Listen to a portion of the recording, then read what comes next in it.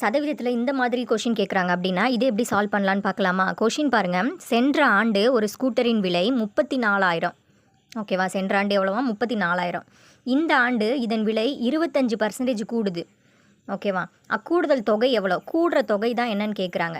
அப்போ இந்த 34%ல் 34,000 இல்லை 25% என்ன அப்படிங்கிறத நம்ம கண்டுபிடிக்கணும். அப்போ 25/100 × 34,000. ஓகேவா? இந்த 2 0க்கு இந்த 2 0 கேன்சலா? இந்த 25ஐயும் இந்த 34ஐயும் பெருக்குங்க. என்ன வரும்? 850 வரும். 25 340 தானே பெருக்கிறோம். அப்போ இந்த 0 ஒன்று போட்டுருங்க. அப்போ 8,500 வரும். இதுதான் அந்த கூடுதல் ஆகிற 25%. ஓகேவா? அப்போ கூடுதல் தொகை கேட்டாங்கன்னா 8,500. Option B is answer.